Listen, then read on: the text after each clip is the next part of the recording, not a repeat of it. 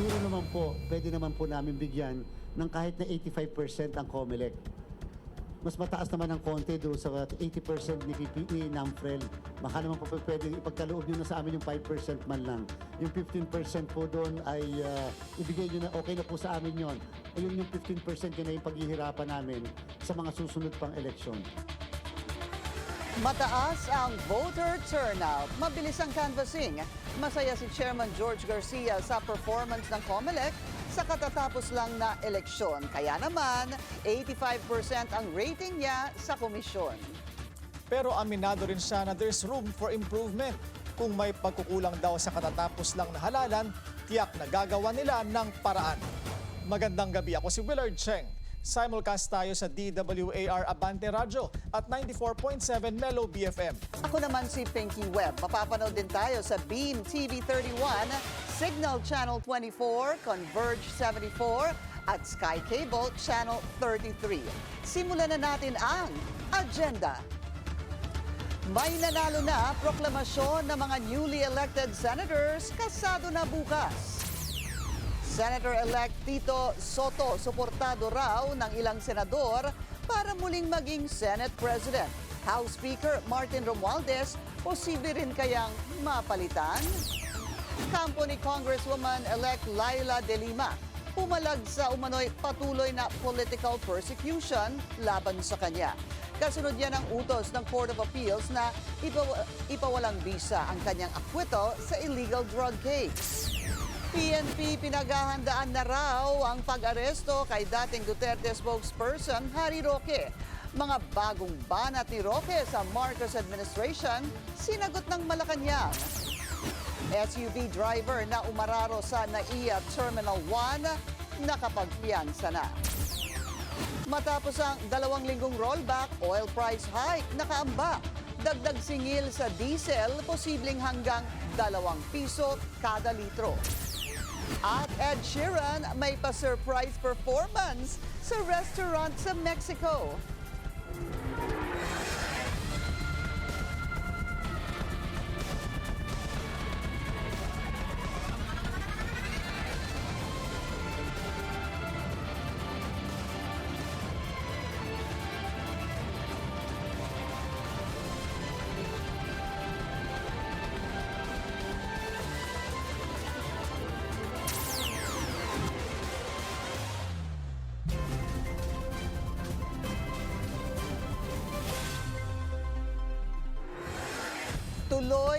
Tuloy na bukas ang proklamasyon ng 12 winning senatorial candidates sa katatapos lang na midterm elections. Nasa National Canvassing Center sa Manila Hotel pa rin si Dexter Ganibe ng Abante Radio para bigyan tayo ng update. Dexter, sino-sino ang mga ipoproclaim bukas?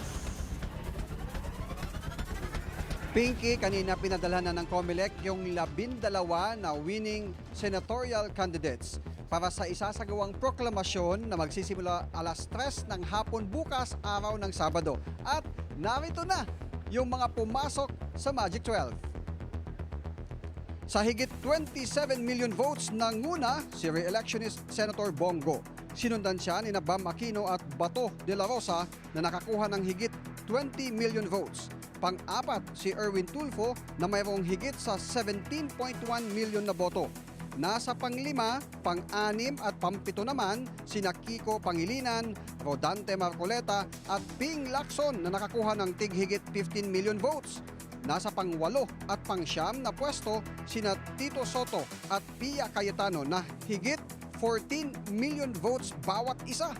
Habang pang-10 naman si Camille Villar, pang-11 si Lito Lapid at kukumpleto sa Magic 12 si Amy Marcos. Bawat isa sa kanila ay nakakuha ng higit sa 13 million votes.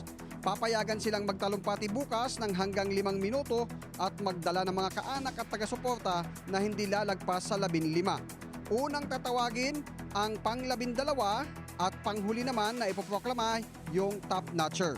Ngayong hapon nga ay binaklas na ng COMELEC ang ibang istruktura dito sa loob ng National Canvassing Center at niligpit na yung mga dokumento para maihanda itong venue para sa proklamasyon bukas.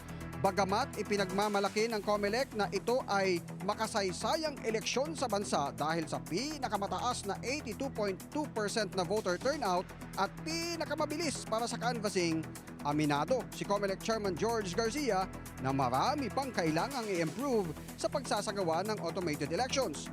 Binigyan niya ng 85% na performance rating ang COMELEC para sa katatapos lang na botohan. Siguro naman po, pwede naman po namin bigyan ng kahit na 85% ang COMELEC. Mas mataas naman ng konti doon sa 80% ni NAMFREL. Baka naman po pwede ipagkaloob nyo na sa amin yung 5% man lang. Yung 15% po doon ay ibigay nyo na, okay na po sa amin yon. Ayun yung 15% yun na yung paghihirapan namin sa mga susunod pang eleksyon. So meaning to say yung 15% ay talaga madami pa pong dapat pang siguraduhin. Lalong-lalo na po yung training ng ating mga electoral board members. Lalong-lalo na po yung paglugar, venue, kung saan tayo nag-hold ng eleksyon. Lalong-lalo na po yung technology. Kinakailangan nag-i-improve lagi. Kasi nga, dapat na-i-enhance ang voting process because of technology. Hindi pwede mag-stick sa old technology. Nagbabago, ano mga makabagong ganyan, ano makabagong ganito. And then, ang pang-apat pa, yung laws. Pinky, pinamamadali na rin ng COMELEC ang pamamahagi ng honorarium doon sa mga teacher na naging miyembro ng Electoral Board. Pinag-aaralan din ngayon yung pagdodonate sa DepEd ng mga Starlink na ginamit ng eleksyon. At pagdidesisyonan pa ng National Board of Canvassers kung 63 o 64 nga ba yung bilang ng mga uupong miyembro ng party list sa Kamara. Pinky? Dexter, papaano at kailan natin malalaman yung resulta kung 63 nga o 64 yung sa party list? Nangako kanina si COMELEC Chairman George Garcia na hanggang bukas makakapaglabas sila ng proklamasyon o resolusyon para doon sa proklamasyon ng mga party list group. Pati na rin yung question kasi pinagsusumiti sila hanggang kaninang tanghali lahat ng mga council ng party list group, yung 156, kung ano yung kanilang paninindigan, kung 63 nga ba o 64, bago nila re-resolbahin kung alin nga ba doon sa bilang na yon yung kailangang maupo doon sa Kamara. Pinky? At Dexter, papaulit ko na rin sa iyo yung calculation, di ba kinwento mo na yan nung isang araw. Paano ba kinakalculate yung mananalo ng mga party list? Ayan, ulitin natin. Doon sa 156 na mga party list na lumahok doon sa halalan, ito total lahat yung mga boto na nakuha nila. And then, kukunin yung 2% ng kabuang boto na nakuha ng buong party list. At kapag nakamit yon, pumasok sila doon sa 2%, eh meron silang isang pwesto doon sa 63 man o 64 na pwesto sa Kamara. Kung ito ay sumobra man, yan ay didesisyonan din ng COMELEC kung sino yung magkakaroon ng 3 pwesto o 2 pwesto o 1 pwesto lamang doon sa 63 or 64 post sa House of Representatives. Pinky? Maraming salamat sa iyo, Dexter Ganibe. Nag-uulat ng live mula sa National Canvassing Center sa Manila Hotel. Mula sa National Canvassing Center, magtungo naman tayo sa PPCRV Command Center sa Sampaloc, Maynila. Naroon si Andrea Salve para sa update. Andrea, naipaliwanag na ba ng COMELEC yung sinasabing discrepancy na nakita kahapon ng poll watchdog? Willard, nagbigay na nga ng mas detalyadong paliwanag ang COMELEC sa naobserbahang inaccuracies sa voting data mula sa ilang polling precinct. Tinanggap yan ng PPCRV at anila case closed na raw ito. Sa isang mensahe mula kay COMELEC Director Esther Villaflor Rojas sa PPCRV, sinabi nitong nagkaroon lamang ng misunderstanding sa basihan ng valid ballots cast. Imbis na tanging mga balota na nailagay sa ballot box na isama umano sa bilangan ang scanned ballots kung saan kabilang din ang rejected and returned ballots. Ito anya ang dahilan kung bakit mas mataas ang figures ng mga balota sa aktual na bilang ng mga bumoto. If you're looking at scanned, it can scan ballots. It can really be more than the number of voters because some voters scan twice. The point is, if it was mislabeled, they already fixed it to point it towards the right definition of valid ballots. Hindi na binilang ng PPCRV kung ilang presinto ang nakitaan nila ng ganitong issue pero kahapon nga ay mula sa mga syudad ng Zamboanga at Dumaguete sila nakatanggap ng ulat. Dahil sa paliwanag ng COMELEC, kinukonsidera na nila itong resolved. There were so many pictures coming from Zamboanga City. So I guess what we showed you were representative so you could see the issue. Pero mukhang it's a mislabeling logistical issue more than anything else. So we're considering this as case closed already. Sa usapin naman ng umano'y dagdag bawas sa bilang ng mga boto ni Linaw ng PPCRV na pawang mga alegasyon lamang ito pero tutok na rin sila sa parallel count para matiyak na accurate ang mga datos mula sa mga makina. Willard, dahil nga tuloy-tuloy ang pasok ng printed election returns, nananawagan pa rin ang PPCRV ng mga gustong tumulong sa kanilang verification. Sa ngayon, nandito na ang mahigit 20% sa overall ERs. Huminto na ang transmission sa 99.12% at natutuwa silang ibalita na ito na ang pinakamataas at pinakamabilis na transmission sa kasaysayan ng halalan. Willard. Andrea, para sa impormasyon ng mga gustong mag-volunteer, hanggang kailan ang operasyon ng PPCRV dyan sa command center at yung sinasabing verification?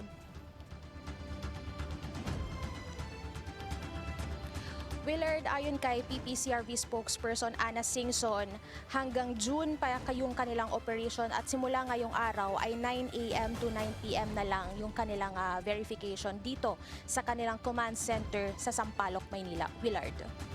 Alright, maraming salamat sa iyo, Andrea Salve, nag-uulat live mula sa PPCRV Command Center sa Maynila. Dahil may mga bagong senador, magbabago rin kaya ang liderato ng Senado. Ang lumalabas na top contender sa ngayon, ang dati na ring Senate President na si Tito Soto. Narito ang agenda report ni Hannah T.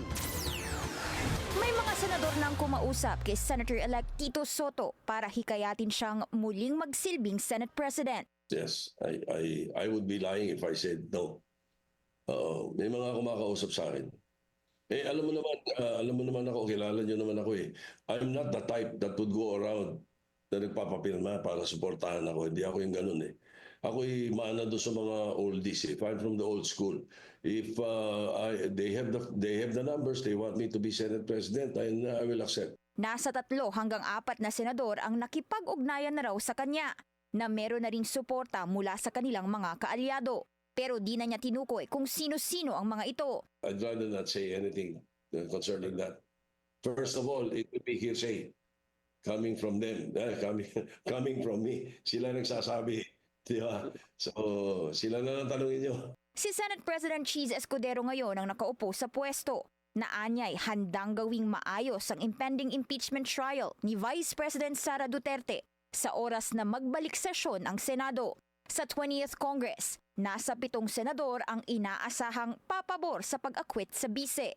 Kasama na riyan sina Senador Bongo, Robin Padilla at Bato de la Rosa. Ayon sa isang Politico report, bagamat kulang pa sa numero ang Duterte allies, posible raw silang kumilos bilang bloke at makipag-alyansa para magtulak sa bagong Senate leadership. Ayon kasi sa Senate rules, mananatili sa pwesto ang Senate President hanggat walang mahigit sa 13 out of 24 senators ang formal na magpapalit sa kanya pagbalik ng sesyon. Hindi pa naman daw nagkakausap sina Escudero at Soto tungkol dito. Hindi pa, ever. Even before the campaign period, the last time we talked was the last quarter of 2024. And we never discussed this. Sakali naman daw hindi siya maupo bilang Senate President, bukas si Soto maging chairman ng Senate Committee on Ethics. Para kay Soto, importanteng makita ang pamantayan o ethical standards sa mga senador para raw mapanatili ang magandang imahe ng Senado. Para sa agenda, Hannah T., Billionaire News Channel. Sa harap ng umano'y namumuong House Speakership tussle, suportado pa rin daw ng mga miyembro ng mayorya ang liderato ni Martin Romualdez. Isang pagpupulong ang ginawa kanina kung saan dumalo ang lahat ng kinatawan ng mga partidong bubuo sa 20th Congress. Ang detalye sa agenda report ni Sandro Ochona. Hindi natitinag ang mayorya sa Kamara sa kabila ng ugong na posibleng mapalitan bilang House Speaker si late 1st District Representative Martin Romualdez. Kanina, nagpulong ang ilang kinatawan para pag-usapan ng continuity ng 19th Congress patungong 20th Congress. Unang-una, naniniwala naman tayo sa nakalipas na 3 taon. Nakita naman natin yung performance ng House. Nakita natin kung paano po tayo nakapag-deliver sa legislative agenda ng ating Pangulo. At nakita din naman po natin kung paano po na-manage ng ating leadership yung may issues na hinaharap ng ating bansa. So naniniwala at buong tiwala po ang karamihan sa atin na continuity ang mahalaga para sa Kongreso. And we're fully supportive behind the leadership of Speaker Martin Romualdez. Nananatiling dominant political party ang Lakas CMD na mayroong mahigit 100 na panalunang seats sa 20th Congress. Kaya tiwala sila na si Romualdez pa rin ang mananatiling speaker sa kabila ng ugong at ibang naglulutangang pangalan na maaaring pumalit sa kanya. Alam mo, hindi mo maiiwasan yun kasi syempre papasok ka talaga sa bagong kongreso, ang daming ufo-float, ang daming pangalan na babanggitin. Kaso lang sa amin, sa Lakas, we're the dominant majority party. Kung hindi po ako nagkakamali, we have around 105 elected congressmen and we're 100% behind the leadership of Speaker Martin Romualdez. Of course, under the banner of continuity. No? Ang pagpupulong kanina, bahagi ng paghahanda ng Kamara para sa mga magiging prioridad ng administrasyon ni PBBM. There's so much work and preparations that need to be done, especially when it comes to issues like committee assignments. At ayaw naman po natin mangyari na kung kailan tumatakbo na yung Kongreso, saka pa lang natin binubuo. So maganda, maaga pa lang pinaghahandaan na natin to para pagpasok po namin sa July 1, trabaho na kagad ang gagawin namin sa Kongreso. Kabilang sa mga dumalo sa pagpupulong kanina ang ibang kinatawan mula sa ibang mga partido. Ang pinuno ng House Committee on Agriculture na si Quezon 1st District Representative Mark Enverga. We are still committed to the we signed the manifesto supporting the presidential we have the support to President BBM with this legislative agenda. So we believe that si Speaker Martin will continue his term as Speaker. I guess it's just a matter of discussing it siguro in the coming month probably or soon enough. So I think tuloy naman to. Wala naman, I don't know any rumors. Wala naman akong nadidinig ng mga rumors dyan. Para naman sa iba pang partido at kasalukuyang miyembro ng mayorya, I have not seen any serious contender expressing their intention to run as Speaker of the House of Representatives. So we leave it at that, and unless the administration has someone else in mind, I don't see anyone seriously challenging Speaker Martin Romualdez for the 20th Congress. Samantala, patunay na walang epekto ang pagsusulong nila ng impeachment sa pagkapanalo ng mga kongresista. Giit ni Suarez, 86% ng mga pro-impeachment lawmakers ang nanalo sa kanilang re-election. Para sa agenda, Zandro Ochona, Billionaire News Channel. Tila may looming legal battle na naman si ML Party List First Nominee Laila De Lima. Handa raw kasi ang kampo ng dating senadora na dalhin sa Supreme Court ang Court of Appeals ruling tungkol sa acquittal niya sa isang drug case. Narito ang agenda report ni Joash Malimban. Pero sana by now, kilala na si Laila De Lima. Pag inikipit mo si Laila De Lima, lalo siyang lumalaban. Ito ang pahayag ng kampo ni ML Party List First Nominee Laila De Lima matapos lumabas ang isang April 30 decision ng Court of Appeals na pinapawalang bisa ang acquittal ng dating senadora sa isa sa kanyang drug-related charges. Paliwanag ng kanyang abogado, pinapabalik lamang ang kaso sa Muntinlupa Regional Trial Court dahil hindi umano maayos na naisulat ang nilalaman ng desisyon. Pero hindi ibig sabihin nito na muling makukulong si De Lima. Hindi sinabi ng Court of Appeals na mali ang acquittal. Hindi sinabi ng Court of Appeals na may sala si Laila De Lima. Bagkus ay binabalik lang ito doon sa RTC para maisulat ng mas wasto pa ang desisyon. Matatandaang noong May 2023, inakwit ng Muntinlupa RTC si De Lima at ang kanyang former aide na si Ronnie Dayan sa isa sa mga kasong isinampa sa kanya. Noong 2017, inakusahan ng dating senadora na tumanggap ng 10 milyong pisong drug money mula sa mga inmate ng New Bilibid Prison. Ayon sa affidavit ni former Bucor OIC na si Rafael Ragos, siya mismo ang nag-deliver ng pera sa bahay ni De Lima noong 2012 habang nakaupo si De Lima bilang Justice Secretary. Pero noong May 2022, binawi ito ni Ragos at sinabing pinilit lamang siya ni former Justice Secretary Vitaliano Aguirre na sabihin ito. Matatanda ang isa si De Lima sa mga pinakamaingay na kritiko ng madugong war on drugs ni Duterte mula nang maupo siya noong 2016. Noong 2017, ikinulong si De Lima, binigyan ng temporary release noong 2023 at tuluyang napawalang sala noong 2024. Isa sa mga hindi sang-ayon sa naging desisyon ng Muntinlupa RTC ay si Attorney Salvador Panelo na siyang Chief Presidential Legal Counsel ni Duterte noong ikinulong si De Lima. Kahapon, ipinost ni Panelo ang CA decision sa kanyang social media. Ako ang una nagsabi na dapat ang gobyerno ay i-appeal sa mataas na hukuman sapagkat nagkaroon ng grave abuse of discretion amounting to excess or lack of jurisdiction. Sapagkat mali talaga ang desisyon. At sinabi ko nga noon sa aking mga interviews na dapat hindi muna nagsasaya yung akusado sapagkat mali yung desisyon.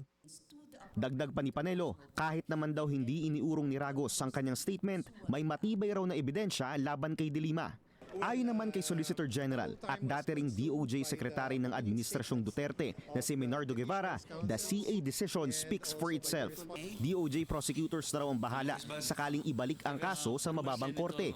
Pero sakaling umakyat ito sa Supreme Court, patuloy raw na irerepresenta ng OSG ang sambayan ng Pilipino. Pero ayon sa abogado ng dating senadora, tila nakapagtataka raw ng mga kaalyado ni dating Pangulong Duterte ang patuloy na bumabanat sa kanyang kliyente.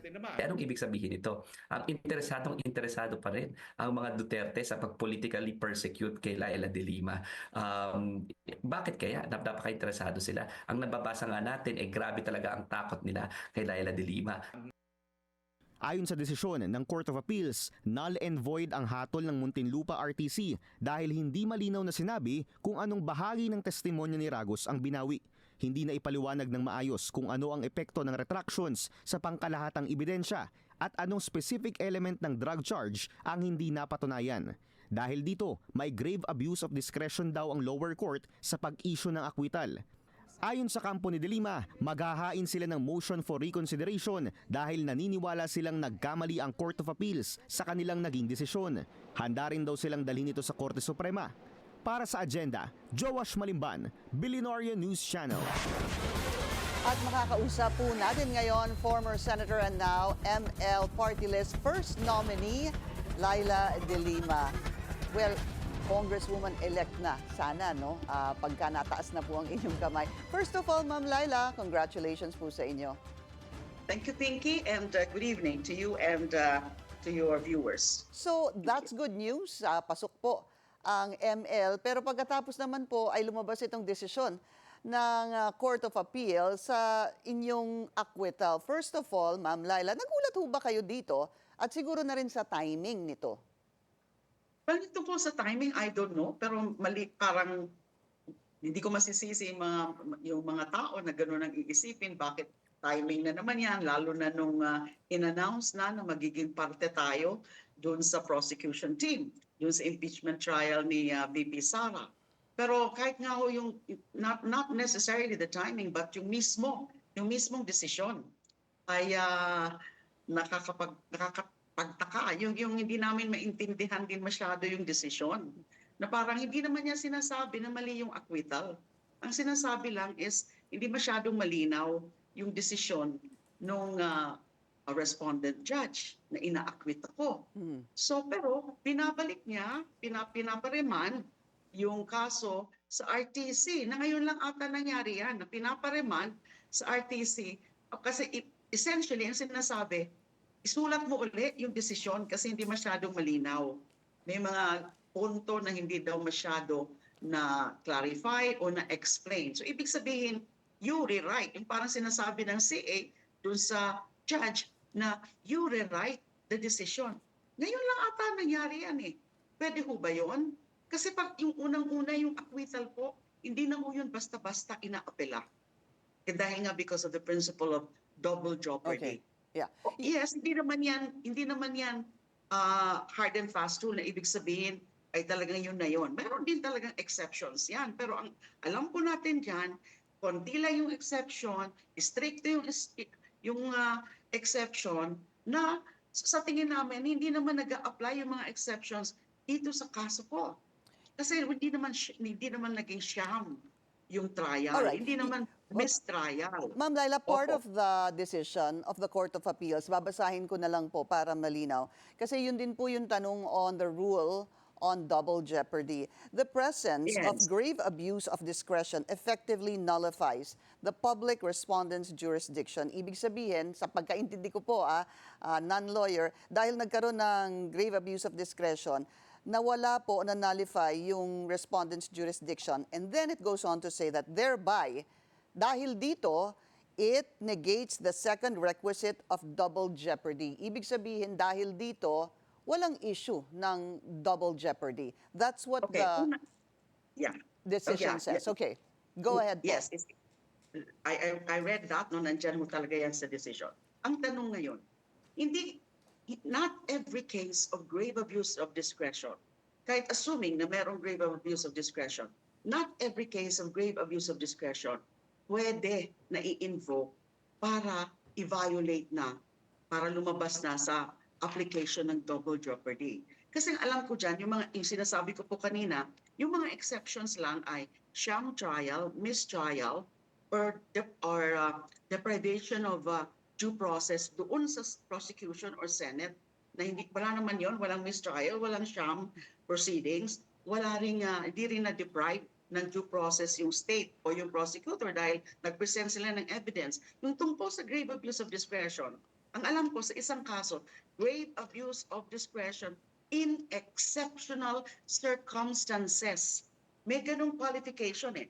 Not every case, assuming lang for the sake of argument, na merong maituturing na grave abuse of discretion, yung hindi daw masyadong malinaw yung pagkaka-explain doon sa decision about the acquittal, I don't think pwede yan pumasok doon sa exceptional circumstances. Kasi yung sinasabi ko po, yung sinasabi nila, isulat mo ulit, judge, yung decision. Okay. Ngayon lang po nangyari yan.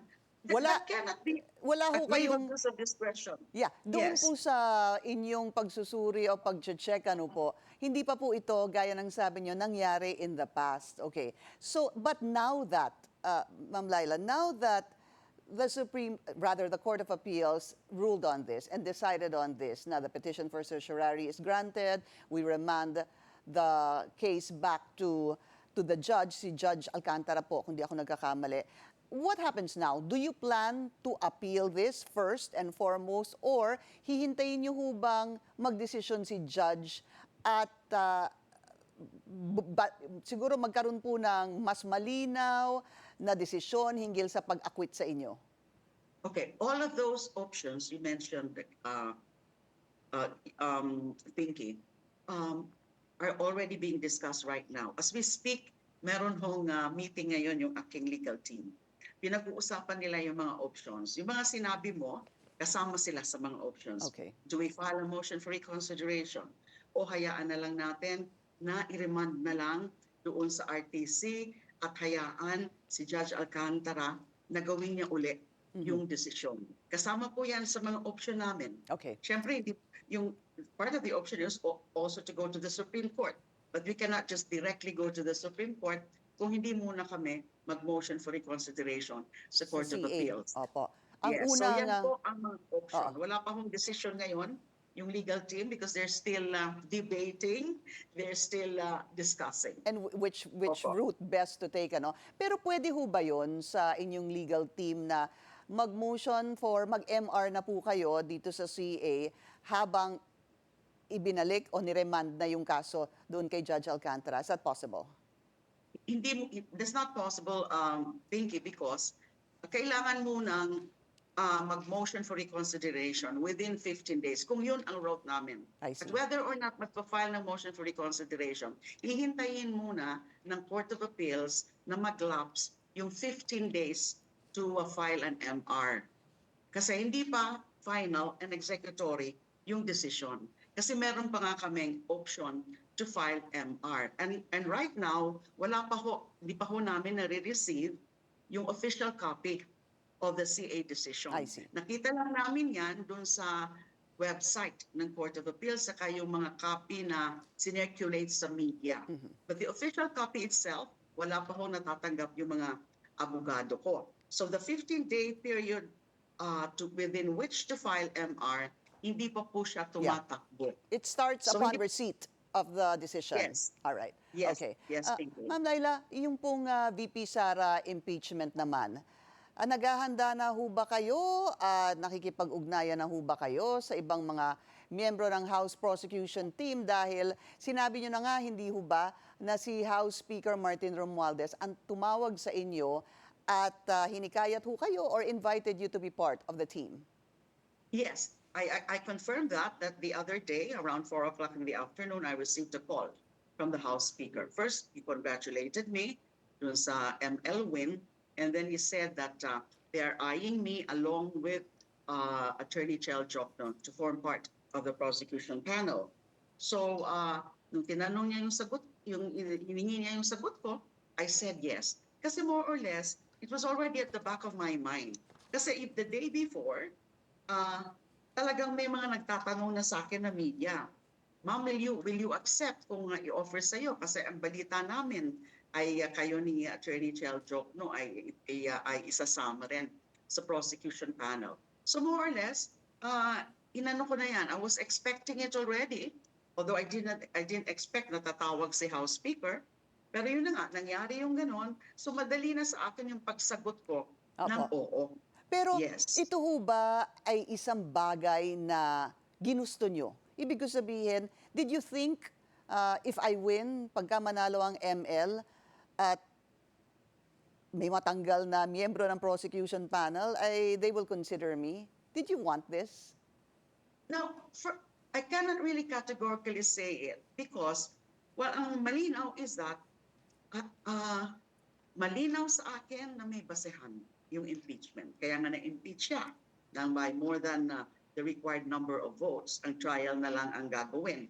And remember, I was part of the first group of impeachment complainants as spokesperson. I was not a complainant. I did not sign the complaint, but I was designated to be their spokesperson. So alam ko na yung mga facts, alam ko na yung mga issues. At naniniwala ako, hindi ko naman tatanggapin yung pagka-spokesperson ko nung first group of complainants kung hindi ako naniniwala sa merits, sa legitimacy, at sa strength ng kaso against VP Sara. All right. So, hindi na siguro nakataka yun na why I said yes to the offer to be part of the panel.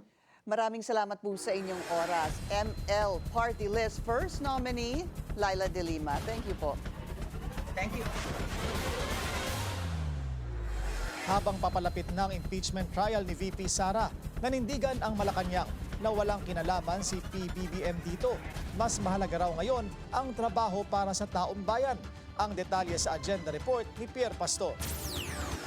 Matagal nang sinasabi ng Malacanang na walang kinalaman si Pangulong Bongbong Marcos at ang palasyo sa pagpapa-impeach kay VP Sara, pero pilit pa ring idinadawit ang Pangulo rito. Nauna nang nagpasalamat ang ilang House leaders kay PBBM sa pagiging hands-off niya sa impeachment case laban sa bise. Sa social media kahapon kumalat ang ilang artikulong nagsasabi na ayaw ni PBBM ang impeachment ni VP Sara at ipinag-uutos sa kanyang gabinete na mag-focus na lang sa pagtatrabaho at iwasan na ang pamumulitika. Hindi ito tahasang kinumpirma ni Palace Press Officer Yusik Claire Castro, pero sinabi niyang may utos ang Pangulo. Verify ko po sa inyo, totoo pong pinag-utos ng Pangulo na dapat asakusuhin po namin ang trabaho.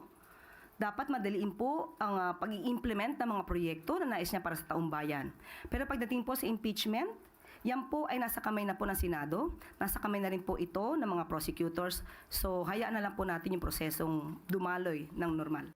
250 na kongresista ang bumoto para ma-impeach si VP Sara dahil sa mga kasong betrayal of public trust, culpable violation of the Constitution, bribery, graft and corruption, at iba pang mga impeachable offense batay sa konstitusyon. Nakatakdang magsimula ang impeachment trial sa Senado sa Hulyo. Para sa Agenda, Pierre Pastor, Billionaire News Channel.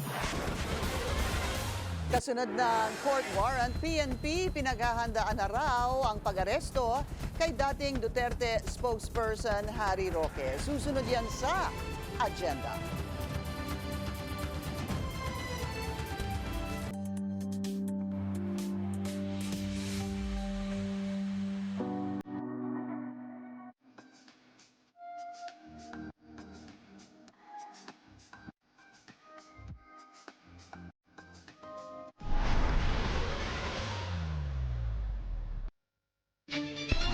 Traffic check muna tayo ngayong Friday rush hour sa EDSA Mega Mall.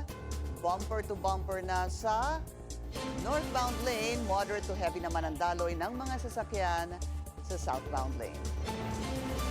Binaliwala ng Malacanang ang banat ni Harry Roque na political persecution lang ang mga kasong isinampa sa kanya. Ang Justice Department naman, posibleng makipag-coordinate sa Interpol sa pag-aresto sa former Duterte spokesperson. Narito ang agenda report ni Pierre Pastor. Biktima raw siya ng political persecution ng Marcos administration. Ito ang giit ni dating Duterte spokesperson Harry Roque. Pero ayon kay Yussi Claire Castro, normal lang itong gawing depensa ni Roque. Pero hindi po niya sinasagot ng mabuti kung nasaan nga ba yung mga dokumentong kanyang ipinangako sa House of Representatives at that time na nagkaroon po ng hearing sa Quadcom. Hindi po niya natutugunan yon at kung ano man yung mga sinasabing di umano hidden wealth niya ay hindi pa rin niya po natutugunan. So paano po kayo magkakaroon ng political persecution? Ayon kay Castro, korte na mismo ang naghain ng valid warrant of arrest laban kay Roque sa kaso niyang qualified human trafficking dahil sa pagkakasangkot niya sa Pogo Hub sa Porac, Pampanga. Bukod dito, may ilang kaso pa raw na dapat kaharapin si Roque. Isa na ang pending sa Ombudsman mula pa noong 2023 ang umano'y land grabbing sa Bataan. Siguro dapat din po natin malaman ang detalye dito at ang katotohanan tungkol sa akusasyon ng mga 77 farmers patungkol sa di umanong land grabbing na ginawa ni Atty. Harry Roque. Ipinag-utos na ni PNP Chief Romel Marbil sa CIDG na mag-mobilize ng tracker team para arestuhin si Roque at halos 50 iba pang dawit sa kaso. Bukod riyan, maaari rin daw makipag-coordinate ang DOJ sa Interpol, ayon kay Yusek Castro. Para sa Agenda, Pierre Pastor, Billionaire News Channel. Posible raw maghain ng motion para sa whole departure order ang piskal ng Angeles City RTC laban sa negosyanteng si Cassandra Ong. Gaya ni Roque, may arrest warrant din si Ong dahil sa kasong qualified human trafficking, kaugnay ng Pogo sa Porac, Pampanga. Ayon kay DOJ Assistant Secretary Mico Clavano, titiyakin ng whole departure order na hindi makakaalis ng bansa si Ong at haharapin niya ang kaso. Lang tanungin naman si Attorney Ferdinand Topacio kung nakalis na ba ng bansa ang kanyang kliyente, hindi niya raw ito makukumpirma. Tumanggi rin itong magbigay ng komento habang inaaral pa raw nila ang kaso. Matapos ang ilang sorpresa sa midterm elections, tila nagpaparamdam si Pangulong Bongbong Marcos ng panibagong alyansa. Alamin natin yan sa Agenda Report ni Hannah T. Ito ang isa sa mga kilalang campaign line ng Kakampinks noong 2022 nang tumakbo si former Vice President Leni Robredo sa pagkapangulo at si dating Senator Kiko Pangilinan bilang kanyang running mate. Nang matapos ang halalan nitong Lunes, muli itong umusbong pero mula na sa dati nilang katunggali. Matapos ang breakup ng Uniteam tandem na BBM Sara, ginamit ni Pangulong Bongbong Marcos ang katulad na linya at sinabing sa gobyernong tapat kasama ang lahat. Bukas rin daw siya sa kooperasyon sa iba't ibang partido ngayong tapos na ang midterm polls. Pero may exception. Inaasahan din po ng administrasyon ang presensya ng lehitimong oppositionist. Pero lalabanan po ang mga obstructionists na nagtatago sa pangalan ng oppositionist. Mga obstructionists na maaaring pansarili lamang ang kanilang ilalaban. Kasunod yan ang pagpasok sa Magic 12 ni Bam Aquino at Kiko Pangilinan, kapwang mula sa oposisyon. So it should be a unifying gesture or statement for everyone to continue to support him because he faces a difficult task of being haunted and hunted by his very own Vice President. Sa nagbabadyaring impeachment trial ni VP Sara, inimbitahan mismo ni House Speaker Martin Romualdez sina former Senator Laila de Lima at human rights lawyer Chel Jokno na maging bahagi ng House Prosecution Panel. Kilala rin sila bilang mga opositor. Dahil sa pahayag ni PBBM, umusbong online ang terminong Unipink na ani ng netizens, posible nga bang mabuo o para ito sa proseso laban sa dati niyang Uniteam tandem na si VP Sara. Sabi ng political analyst na si Edna Co, mukhang masyado pang maaga para malaman ito. But after an election, he has to court and he has to say to everyone, including those who are against him or including those who are possibly competing in 2028 to continue supporting the remaining 3 years of his term. Aminado si Co na malakas ang base ng Duterte camp, lalo na ang bilang ng supporters ni FPRRD.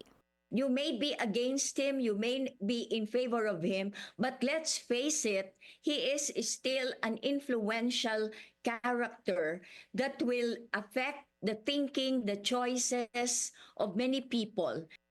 Sinubukan ng Bilyonaryo News Channel kunin ang panig ng Robredo Camp tungkol sa pahayag ni PBBM, pero tumanggi muna silang magkomento. Sa kabila nito, ito na raw ang simula ng mas malawak na espasyo sa politika na di na lang daw sa pagitan ng Marcos at Duterte camps.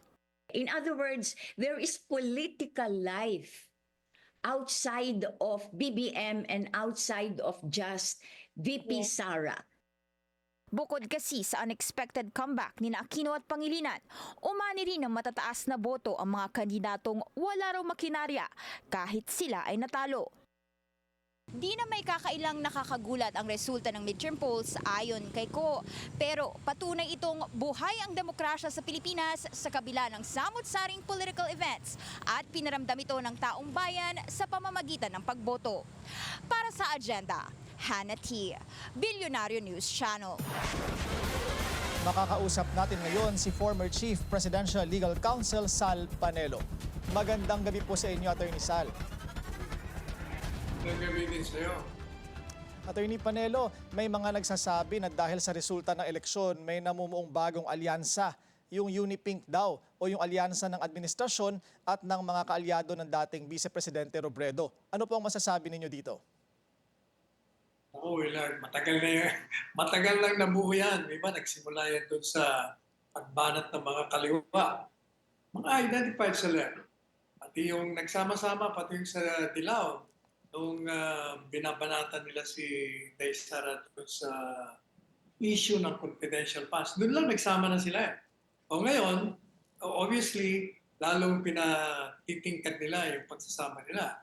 Kasi kinuha nung yung dalawang Dilao ni Speaker para sumama doon sa prosecution team. Yan namang mga miyembro ng prosecution team, tuwan-tuwa. Magkakasama sila. Di nandun na nga, buong-buo na. Ano po masasabi ninyo, if you can elaborate, Attorney Panelo, na sasama na rin po sa House Prosecution Team sina dating Senador Laila de Lima at incoming Congressman Chel Jokno? Sir. Alam ninyo, hindi naman sa minimenos ko yung dalawa. Kaya tinitingnan ko, yung prosecution team may binubuo ng mga kongresista. At yung mga yan, karamihan sa kanila, kung hindi man lahat, walang karanasan sa litigation. Samantalang itong mga abogado ni Daysara, mga bata pa, pero araw-araw nasa hukuman. Mga litigator talaga. Tapos, sasamahan ng dalawa. Itong dalawa naman, matagal nang wala sa practice. Kumbaga, yung isa, nag-specialize lang sa election law. So, sa tingin natin, mahina yung grupo. Attorney Panelo, meron ho ba kayong role na ipi-play dito sa nalalapit na impeachment trial ni VP Sara? Tutulong ho ba kayo sa kanyang defense team? Matagal ko na pinagtatanggol naman yung mga Duterte. So, kalabisan na siguro kung papasok pa tayo dyan. Alright. Attorney, talakayan naman natin ngayon yung naging desisyon ng Court of Appeals na sinasabing null and void ang kanilang naunang hatol doon sa kaso ni dating Senador De Lima doon sa kanyang drug-related case. Hindi ho ba pag acquitted ng isang akusado ay hindi na maaaring i-overturn ito dahil doon sa prinsipyo ng double jeopardy? Alam mo, as a general rule, tama yan. Hindi mo pwedeng i-overturn. Pero may exception to the rule at marami ng kaso Korte Suprema dyan. Halimbawa, merong deprivation of due process, merong mistrial, kaya may grave abuse of discretion. Kasi sa saligang batas natin, napakaliwanag na sinasabi na kailangan yung desisyon ng isang hukuman must state clearly the facts as well as the law kung bakit ka nag-aabsuelto o kung bakit ka nagpo-convict. Yun ang pinuna ng Court of Appeals. Kasi napakalabo ng desisyon like yung sa recantation ng testigo. Sabi niya, hindi mo sinasabi kung ano bang portion doon ng recantation na naka-persuade sa'yo na yung ebidensya ng taga-usig ay mahina. Kaya mo ina-absuelto. Masyadong malabo. Isa pa, alam mo sa akin from the very beginning kasi, nang lumabas ang desisyon na yan, pinulaan ko na at pinuna ko na ang hukuman. Katunayan, ako ang nagmungkahi sa gobyerno noon na mag-file kayo mag-apila kayo sa Korte Suprema dahil kahit na sinasabi na may double jeopardy, may mga exceptions to rule. At kaya itong ginawa niyo na rito, alam mo, hindi ba sinasabi ng hukuman na ang dahilan ng acquittal ay dahil bumaliktad yung testigo, si Ragos. Yun lang ang kanyang naging basis eh. Pero alam po ninyo, yung recantation ng testimonya, yun hindi pinapakinggan, hindi binibigyan ng pagpapahalaga ng hukuman yun. Sapagkat napakadaling gawin yun eh. Magte-testimonya ka, tapos sabihin mo, hindi, tinakot ako. Kailangan makikita mo sa loob ng record, nagkaroon ng ebidensya, nag-introduce ng evidence, ang akusado, na kaya yung testigo ay nagsinungaling sa unang paglabas niya sa hukuman, ay dahil tinakot siya. There's threat or intimidation, kaya napilitan siya. Pero wala eh. Apart from the bare allegation na siya'y tinakot di umano ng Secretary of Justice, hindi sinusuportahan yon ng ibang ebidensya na magpapatunay na talagang tinakot siya. Katunayan, ang demeanor ng testigo ay makikita natin na hindi totoo yung sinasabi niya. Bakit kanyo? Number one, nung ginawa niya yung unang testimonya niya, naka-video, may abogado siya. Nagkaroon siya ng abogado. Pangalawa, sabi niya sa hukuman, siya ng araw ay tinakot Secretary of Justice. Pero alam mo yung Secretary of Justice, nawala na yun sa posisyon. Siguro mga isang taon pagkatapos siya mag-testify. And yet, nagsawalang kibo siya sa halip. Alam mo bang ginawa niya? Abay, nag-testify pa siya sa Kongreso ng 2 beses. Kung hindi ako nagkakamali, 2 o 3 beses. At nakita natin na talagang pinanindigan niya yung testimonya sa unang pahayag niya sa hukuman. Pangatlo, excuse me, alam mo, 5 taon na nahimik siya. Wala na yung kinakatakutan niya. He had all the opportunity at ang akusado, yung mga abogado noon, dapat prinisita na nila yun. Pero hindi, pinatagal nila, umabot ng 5-6 na taon, saka lang sila nagsalita. O kaya hindi kapanipaniwala. Maliban pa doon sa mga sinabi ng hukuman na hindi nila maintindihan kung saan nanggaling yung absuelto mo. Dahil hindi mo sinunod yung mandato ng saligang batas na kailangan malinaw yung mga kalakaran na pinagbatayan mo at pati ng batas na pinagbatayan mo kung bakit mo ina-absuelto yung akusado. Pero Attorney Sal, ngayon pong pinare-remand ng CA ang kaso sa RTC. Tingin niyo ho ba may pagkakataon ng RTC na i-cure itong sinasabing hindi pagpapaliwanag sa kanilang desisyon? Alam mo, Tatawa nga ako kasi sinasabi nila, unang-una daw, hindi naman daw ni-reverse. Di ba yun nasabi ng mga abogado? Hindi naman ni-reverse yung mga people. Wala naman sinasabi niyang acquittal is reversed, Sus Maria Jose. Yung tinatawag na dispositive portion, sinasabi doon na yung decision rendered on May of 2023 as well as the order. Yung decision kasi ano ba yung decision? The decision was acquitting yung akusado, si Ms. De Lima. Pagkatapos, dinagdagan pa, and the order dated July, releasing, di ba? Nakakulong kasi yan, kaya nirelease. Sabi niya, etong lahat na ito ay nullified. Kaya sabi ng hukuman, i-remand ko yan dun sa, balik niyo sa RTC, so that the court can decide in accordance with the rules. Dahil nga hindi sinunod ng rules, anong gagawin ngayon ng hukuman? O dyan, ako, ang paniniwala ko dyan, pwede niyang buksan yan. Kasi, paano mo gagawin? Malalaman yung hindi mo nakita. Kasi, gaya ng sinasabi ko, kailangan prubahan mo na may intimidation, mayroong threat kung bakit ka nagsinungaling nung una. Otherwise, useless yan. Maliban pa dyan nga pala, before I forget. In addition, alam mo, kahit na walang recantation, may mga ebidensya, may mga testigo na nagsasabi na guilty ito, akusado, kasi sila rin ay nagpahayag na alam nila, their own personal knowledge, na tumanggap ng pera galing sa drug lords. Kaya kahit na walang testimonya si Ragos, on the basis of evidence presented to the court, there can be a conviction beyond reasonable doubt. Alright, anyways, aabangan natin ang kahihinatnan ng motion for reconsideration at iba pang mga legal na hakbang na mangyayari sa kasong ito. Maraming salamat sa inyong panahon, former Chief Presidential Legal Counsel, Attorney Sal Panelo. Senador Bato de la Rosa, umalma sa babala ng Malacanang sa mga umano'y obstructionist ang sagot ng palasyo.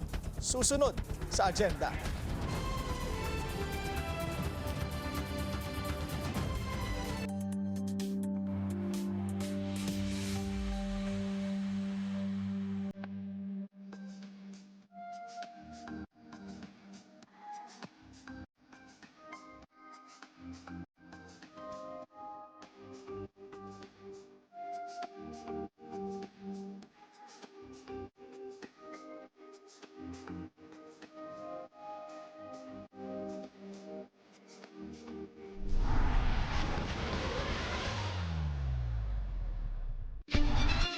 Traffic check ulit tayo. Sa EDSA White Plains naman, moderate to heavy ang daloy ng mga sasakyan sa northbound lane. Light to moderate naman ang southbound lane. Walang pinangalanan pero may tinamaan. Umalma si Senator Bato de la Rosa sa pahayag ng Malacanang. Nalalaban ito sa mga hindi nakikisama sa gobyerno. Ang buwelta ng palasyo sa agenda report ni Pierre Pastor. May reaksyon si Senator Bato de la Rosa sa sinabi ng palasyo na wini-welcome nito ang lehitimong oposisyon pero lalabanan ang mga obstructionist. Ayon kay Bato, hindi naman daw hahadlang ang Duterte Bloc pero kung gusto ng pamahalaan ng magandang samahan at kooperasyon ay huwag daw iti-threaten ang mga senador. Sagot agad ni Yussi Claire Castro. With all due respect to Senator Bato de la Rosa, bato-bato sa langit, ang tamaan ay huwag magalit. Unang-una po, wala tayong pinangangalanan kung sino man. Ito po ay pangkalahatan.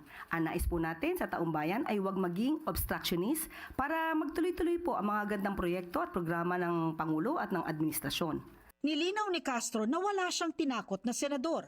Sana raw ay napakinggan ni Senator Bato ang kabuuan ng kanyang sinabi na welcome ang legitimate oppositionist dahil kailangan ito sa isang demokratikong bansa. Ang lalabanan nga raw ay ang mga obstructionist na walang ibang gagawin kundi manira. Kahit maganda ang proyekto ay hahadlangan. At hindi po yan magiging maganda para sa bansa at para sa taong bayan. Dagdag ni Yussi Castro, tapos na ang eleksyon at dapat lahat ng nahalal ay magtrabaho na para sa bayan. Para sa agenda, Pierre Pastor, Billionario News Channel.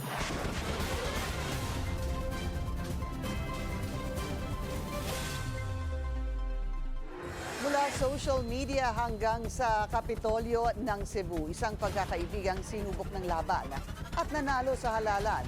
Si Governor-elect Pam Baricuatro may mensahe para sa yumaong matalik na kaibigan na si Doc Rowena Burden. Narito ang agenda report ni Mary Ann Uy. Sa kanyang social media page, ipinost ng Governor-elect ng Cebu, Pam Baricuatro, ang video na ito kasama ang matalik na kaibigang si Doc Rowena Burden. Sa kanta pa lang, may ipinahiwatig na ang Governor-elect. Ang post na ito umani na ng 2 million views. Sino ba si Doc Rowena sa buhay ni Pam? We've been good friends. No, we're both social activists, and we were going against the current present governor ngayon. So, yun. Mag-start kami ng Save Cebu organization yan, no?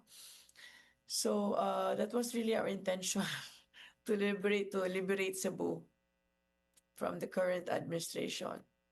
And looks like we made it. Kasi I won. We made it. Ibig sabihin, tagumpay nilang nakamtan ang nooy simpleng plano. Ngayon, naipanalo na nila ang mataas sa posisyon sa buong lalawigan ng Cebu. Pareho mga private citizens sila Pam at Doc Rowena, matapang na tumutuligsa sa mga opisyal ng gobyerno na anila pabaya. Hindi pinalagpas ng dalawang magkaibigan si Governor Gwen Garcia. May mga social media post noon si Doc Rowena. Kinakampihan niya ang anyay inaapi ng Kapitolyo. Matapang niyang sinasagot at kino-call out si Governor Garcia. Ang resulta, patong-patong na cyber libel case ang isinampa ng gobernadora sa doktora. Nangyari ito isang buwan matapos magdeklara noon si Doc Rowena na hahamunin niya si Garcia sa eleksyon. Tandang-tanda pa ni Governor-elect Baricuatro ang hirap na dinanas ng kaibigan nang siya'y arestuhin noong Disyembre 2023. Siya yung una na-issuehan ng warrant of arrest. So I know it was at 10 o'clock she was picked at her residence, and then she was taken to the NBI. She was fingerprinted there. Ako naman that time, I was in Bacolod, and I had attended a wedding, so I flew in the morning. So when I learned that they were on their way to Toledo, kasi yung cyber libel court was in Toledo, so I followed her there. So I helped her get the bail sa court that time. 2 linggo matapos makapagpiyansa, inatake sa puso ang doktora, pero hindi hadlang ang pagkawala ng kaibigan. Naging susi ito para mas tumapang si Pam. Hindi nagdalawang isip na siya naman ang humamon sa pagkagobernador sa nakaupong si Garcia. Sabay sa kanyang pagkandidato, inulan din siya ng mga kaso, pero hindi niya inurungan ang mga reklamong isinampa ng gobernadora at kapatid nitong si Byron Garcia. There might be another warrant of arrest for me. Pasalamat lang ako sa kanya because dahil sa kanya, nagiging sikat tuloy ako.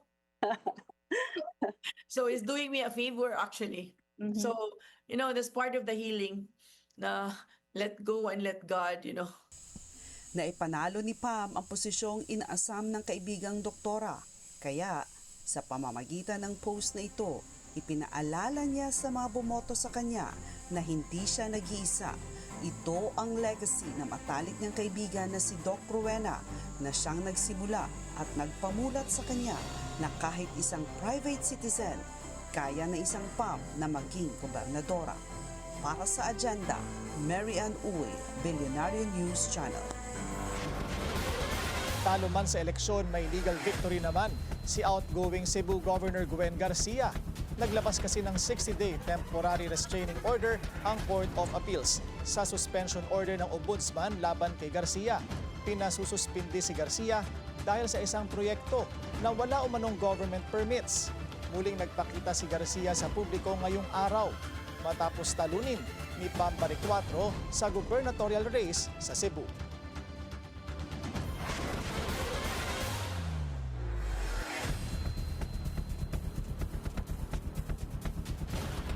Ito po bad news para sa ating mga motorista matapos ang 2 linggong rollback.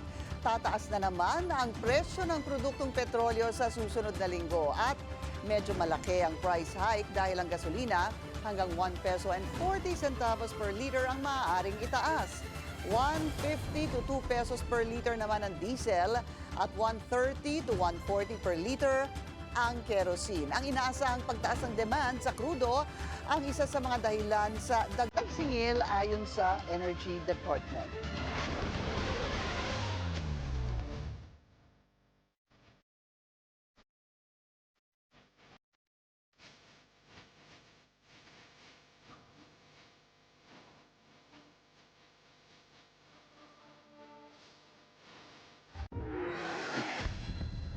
SUV driver na umararo sa NAIA Terminal 1, pansamantalang nakalaya. Susunod yan sa agenda.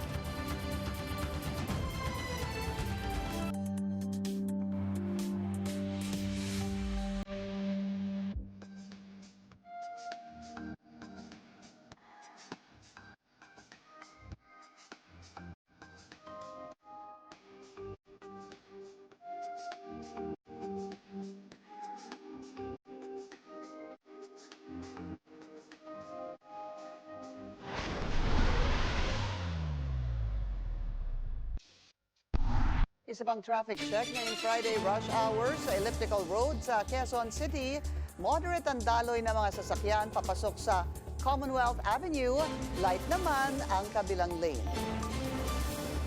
Tuloy pa rin sa paghahanda ang mga otoridad sa mga bayan na nasa paligid ng Bulkang Kanlaon. Ang detalye sa exclusive agenda report ni Paulo Barcelon, live mula sa Bago City, Negros Occidental. Paulo, kumusta ang sitwasyon dyan at sa mga lugar na nasa loob ng 6-kilometer permanent danger zone? Willard, magandang gabi. Bagamat humihina ang mga bilang ng volcanic earthquakes na naitala ng mga otoridad sa nakalipas na 24 oras, hindi nagpapakakampante ang mga otoridad, lalo na dito sa Bago City. Nakahanda na ang kanilang mga rescue personnel at evacuation centers sakaling tumama ang tinatawag nilang The Big Bang.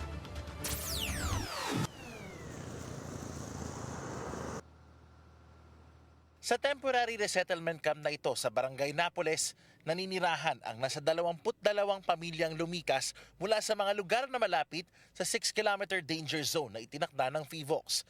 Ang mga gaya ni namang Avelino at Aling Linjen dito na nanatili mula pa noong Disyembre. Mas okay dire, sir. Kasi? Ay kumpara sa sa bukid. Ang sa bukid daw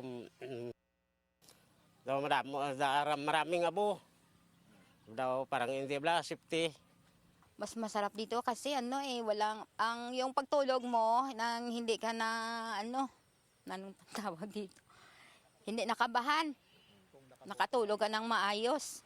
Sa evacuation center na ito ng Bago City, mga bahay kubo ang kanilang gamit para mabigyan ng privacy ang bawat pamilyang lumilikas. Ayon sa DRRMO ng Bago, bukod sa malaki ang natitipid ng kanilang LGU sa pagpapatakbo ng mga malaking gusali para gawing evacuation center, paraan daw ito para mabalanse ang pagiging ligtas ng mga residente at ang kagustuhan nilang makapagtanim o magsaka. It would be more comfortable to live in a payag or a bahay kubo compared to living in a tent wherein mas comfortable po yung mga tao sa bahay kubo because in bahay kubo, they have their own rooms, they have another open space. Kanina, eksklusibong nakapasok ang Bilyonaryo News Channel sa loob ng 6-kilometer danger zone. Wala na halos tao, liban sa ilang bumabalik para silipin ang kanilang mga ari-arian. Ilang araw matapos ang nangyaring pagsabog ng Bulkang Kanlaon ay ibinalik na ulit ng mga otoridad ang window hour kung saan pwedeng dumalaw ang mga residente sa kanilang mga bahay at ari-arian. Nagtatagal ito mula alas 6 ng umaga hanggang alas 4 ng hapon. Ang Rafael Salas Nature Park na karaniwang tourist spot, balot pa rin sa makapal na abo. Ang ibang facilities ito tulad ng kusina, bagong renovate nang mangyari ang December eruption ng bulkan. Hanggang ngayon, abandonado at hindi pa nabubuksan. The City Disaster Risk Reduction Management Council and Office of Bago City has a contingency plan for the Canlaon volcano eruption, particularly the pyroclastic flow. And all systems, including the disaster response mechanism, are in place. nag-preposition na ang lungsod ng mga rescue equipment at relief goods para masigurong handa silang rumesponde sakaling lumala ang pag-aalboroto ng bulkan. Naka-standby na rin ang kanilang command center at rescue personnel.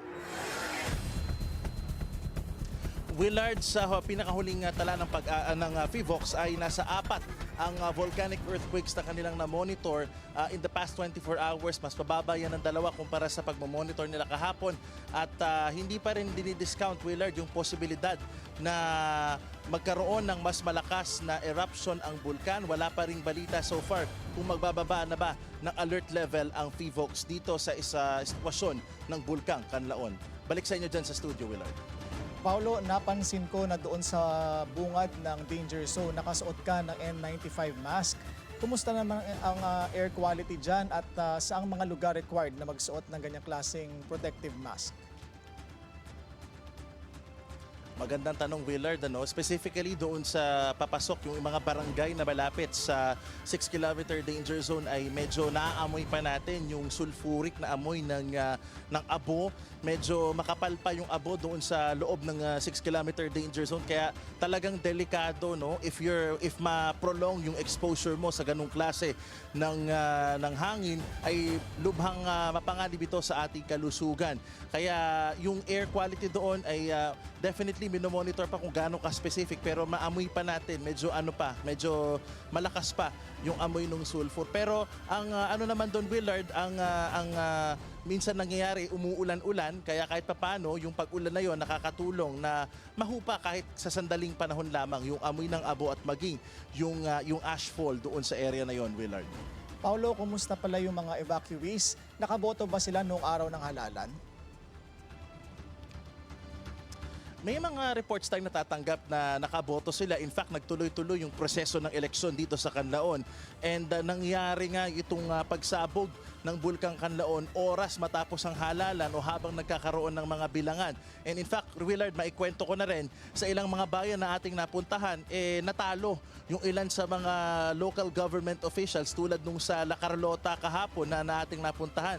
So ang hiling nila talaga at isa sa mga kailangan nating bantayan dito after everything has settled in the election phase ay yung continuity ng plano. Dahil regardless of politics, regardless kung sino man ang maupo, buhay ng tao yung nakataya dito. So kinakailangan mabantayan at ang hilingan ng ilang mga LGU sa mga incoming na papasok sa kanilang mga city hall at bayan ay sana may pagpatuloy yung mga disaster response plan dahil nang sa ganun ay magpatuloy ang ayuda, magpatuloy ang pagtulong sa mga residente at sana ma-mitigate pa yung mga effects dito ng pagputok ng Bulkang Kanlaon. Willard?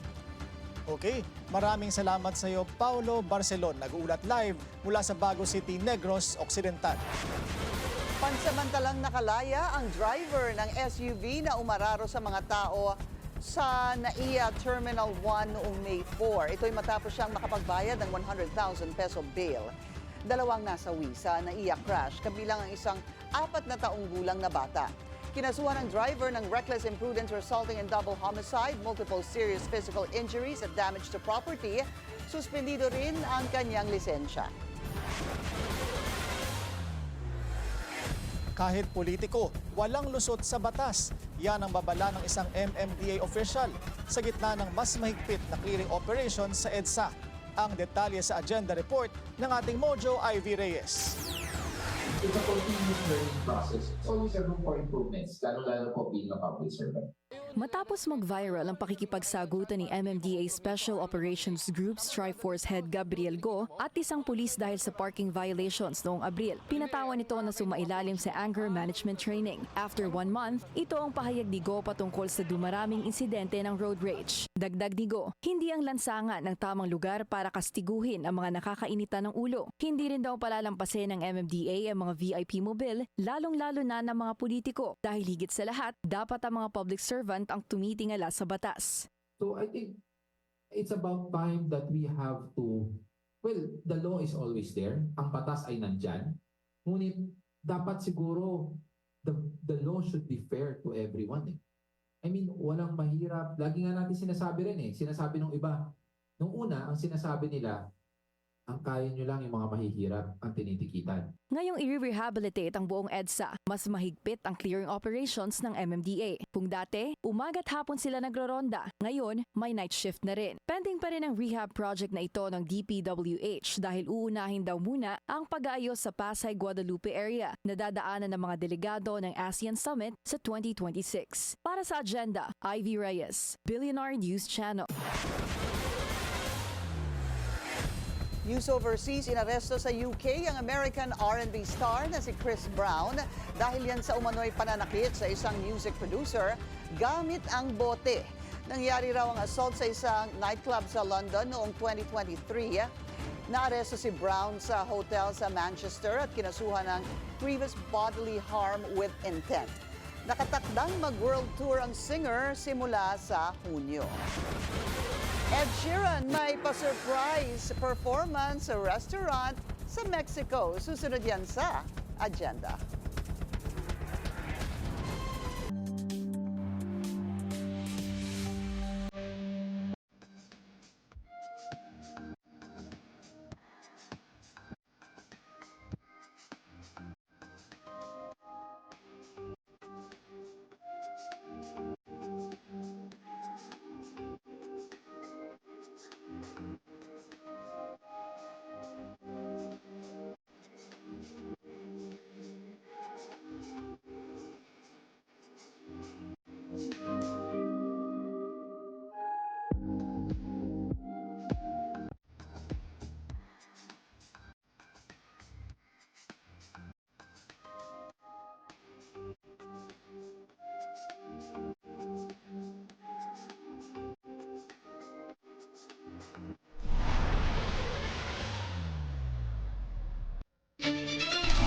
Isa pang traffic check. Sa Commonwealth Batasan naman, moderate ang daloy ng mga sasakyan papuntang Batasan Road at Fairview. Light to moderate naman ang kabilang lane. Ilang araw matapos ang eleksyon, family bonding muna ang mga Duterte. At habang wala si FPRRD, ang bunsong anak na si Kitty muna ang dumalaw sa sinasabing second home ng dating Pangulo. Narito ang agenda report ni Edith Isidro ng Abante Radyo. Kita sa larawan na magkakasama sa kwarto sina BP Sara at mga kapatid na sina re-elected Congressman Paulo, Vice Mayor-elect at incumbent Davao City Mayor Baste at ang bunso ni FPRRD na si Kitty. Kasama din ang mga anak ni Pulong na sina Congressman-elect Umar at Councilor-elect Rigo. Binisita naman ni Kitty ang mga cancer patients sa House of Hope sa Southern Philippines Medical Center o SPMC sa Davao City. Inaalagaan dito ang mahigit 100 mga bata na may cancer. Regular na binibisita ni dating Pangulo ang Cancer Center na nagdadala ng pagkain, laruan at iba pang gamit para sa mga batang pasyente. Every single Duterte will make House of Hope their second home.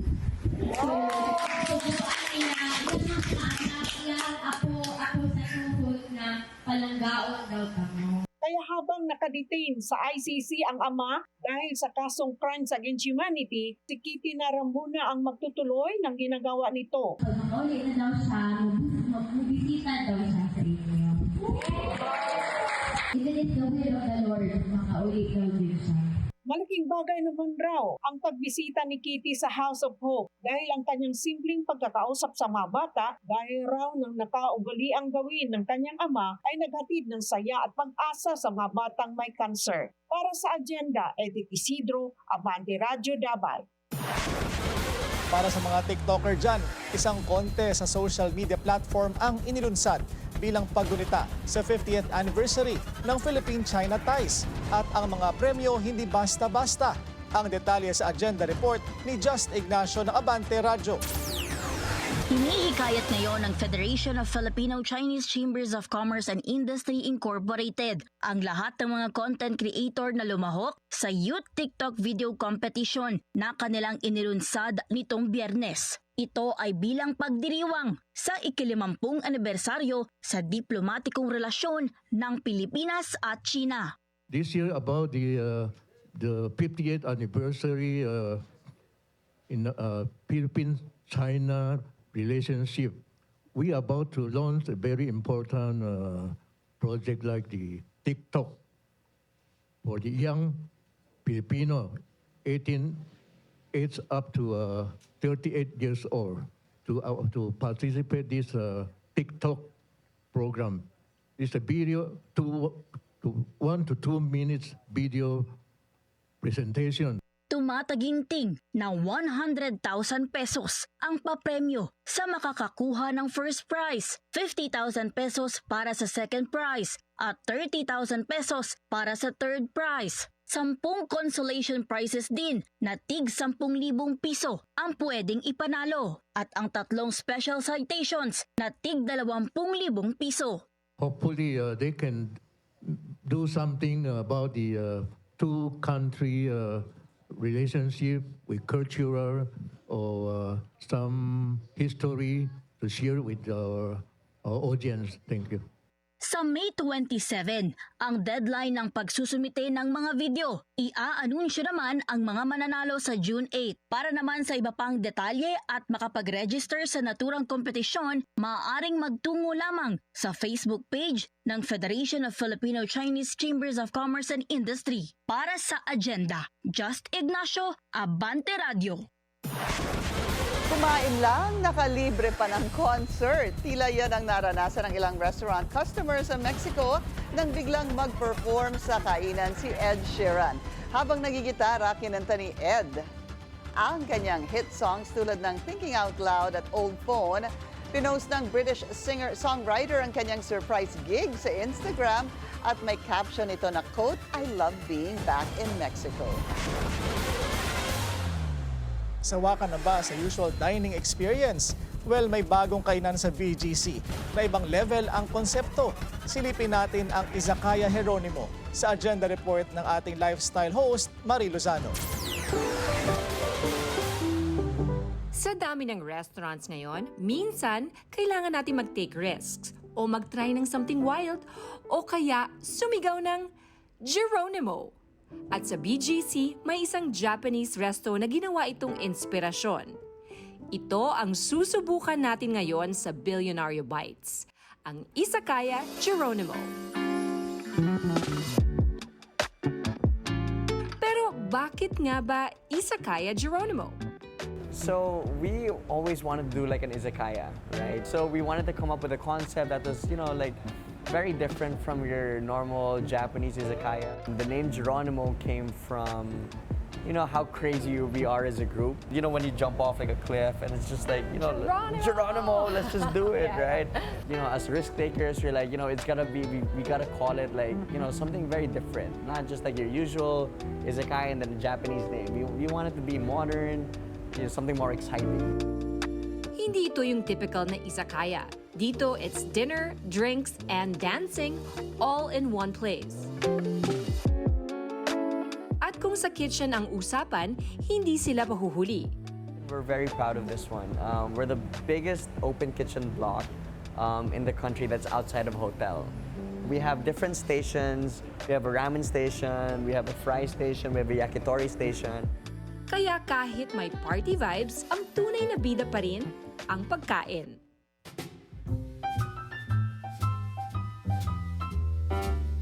Okay, so we have the spicy tuna temaki, which is our best-selling item in the whole menu. Cheers! It's just the right amount of spice. It's not overwhelming. It's very nice. Exactly.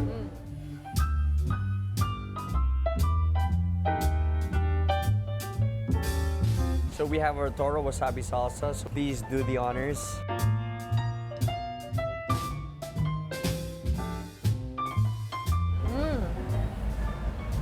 Tastes so clean. And that citrusy bit, I love it. You can just keep going, huh? This is super addicting. So we have the tebasaki, or the chicken wings. It's sprinkled with our own shichimi. So you could actually eat the whole chicken wing if you're really hungry, just in one go. Oh, let me do that. I am really hungry, so I'm gonna do this.